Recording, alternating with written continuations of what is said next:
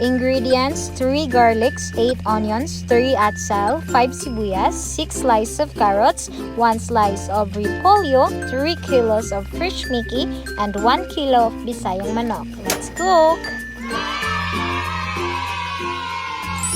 Step 1. Put oil in a hot pan. Make sure that the oil is hot before putting all the ingredients. Step 2.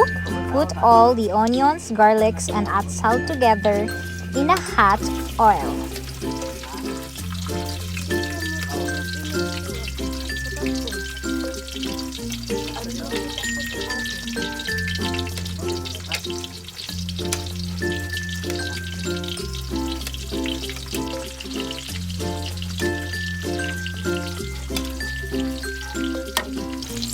Step 3. Make sure that all the ingredients is cooked. Step 4.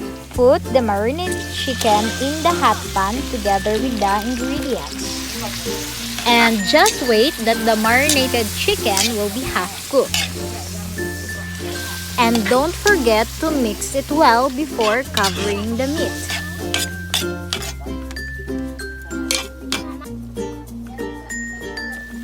Yay! All done! It's already half cooked.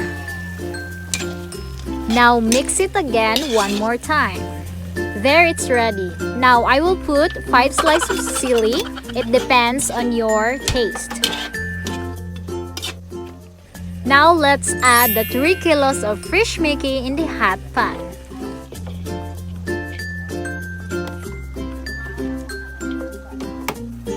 Again, let's mix it well.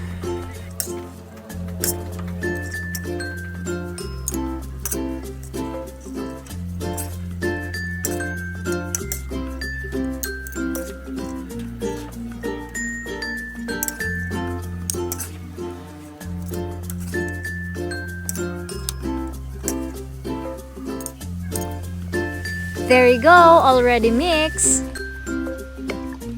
Now, let's add 2 cups of water.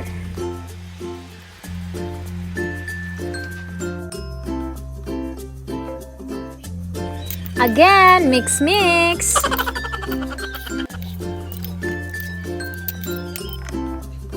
I'll just add a little amount of soy sauce to taste better.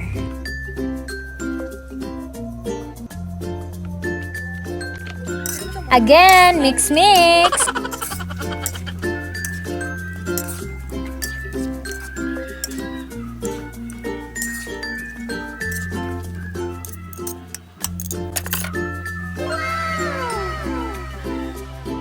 Step 8. Put the sliced repolyo.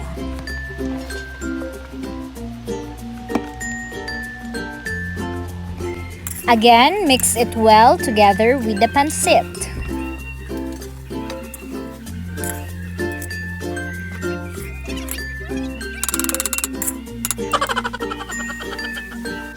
Step 9. Put the sliced carrots.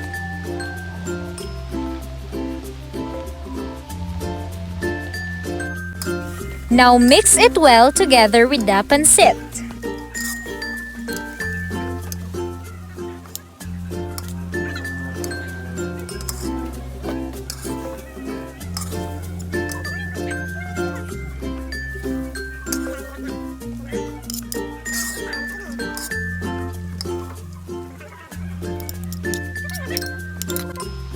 Step 10, I'll just add a little amount of salt to taste it better because I'm more of a salty person. There you go, mix it again one more time. Step 11, put the sliced sibuyas for last toppings.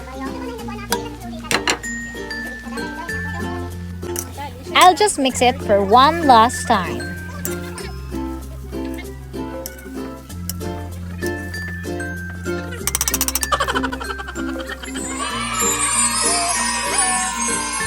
Now we're ready. So let's transfer our pancit to our container.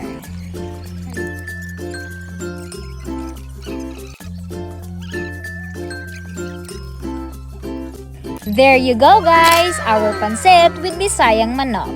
Thank you for watching!